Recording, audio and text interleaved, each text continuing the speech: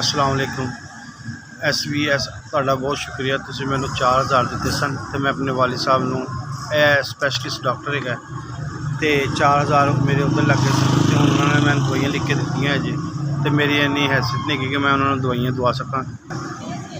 ਮੈਂ ਤੁਹਾਡਾ ਸ਼ੁਕਰਗੁਜ਼ਾਰ ਹਾਂ ਕਿ ਤੁਸੀਂ ਮੇਰੀ 4000 ਦੀ ਹੈਲਪ ਕੀਤੀ ਤੇ ਮੈਂ ਆਪਣੇ ਵਾਲਿਦ ਸਾਹਿਬ ਨੂੰ ਅੱਛੇ ਡਾਕਟਰ ਨੂੰ ਦਿਖਾ ਚੁੱਕਿਆ ਹਾਂ ਤੇ ਉਹਨਾਂ ਨੇ ਇਹ ਦਵਾਈਆਂ ਲਿਖ ਕੇ ਦਿੱਤੀਆਂ ਨੇ ਤੇ ਮੇਰੀ ਇੰਨੀ ਸਖਤ ਨਹੀਂ ਕਿ ਮੈਂ ਉਹਨਾਂ ਨੂੰ ਇਹ ਲੈ ਕੇ ਦੇ ਸਕਾਂ, ਤੇ ਤੁਹਾਡੀ ਮਿਹਰਬਾਨੀ ਹੈ ਮੈਨੂੰ ਦਵਾਈਆਂ ਦਿੱਤੀ ਜਾਣ ਤਾਂ ਕਿ ਮੈਂ ਉਹਨਾਂ ਨੂੰ ਖਵਾ ਸਕਾਂ। ਮਿਹਰਬਾਨੀ। ਤੁਸੀਂ ਪਹਿਲੇ ਵੀ ਮੇਰੀ ਮਦਦ ਕੀਤੀ ਸੀ, ਮੈਂ ਤੁਹਾਡਾ ਬੜਾ ਮਸ਼ਕੂਰ ਹੈਗਾ ਵਾਂ ਤੇ ਤੁਸੀਂ ਦੁਬਾਰਾ ਹੈਲਪ ਕੀਤੀ ਜਾਵੇ ਤੇ SVS ਤੁਹਾਡਾ ਬਹੁਤ ਬਹੁਤ ਸ਼ੁਕਰੀਆ।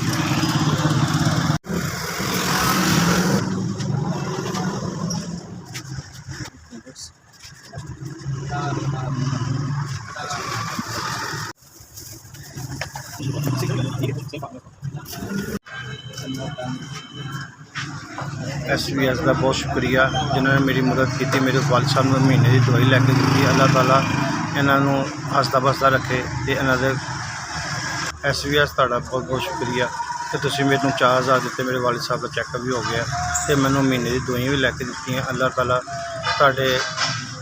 ਤੁਹਾਨੂੰ ਹੱਸਦਾ ਬਸਦਾ ਰੱਖੇ। ਅੱਲਾਹ ਤਾਲਾ ਤੁਹਾਨੂੰ ਕਾਮਯਾਬ ਕਰੇ ਤੇ ਤੁਸੀਂ ਲੋਕ ਗਰੀਬਾਂ ਦੀ ਮਦਦ ਕਰਦੇ ਰਹੋ। ਹਾਂ।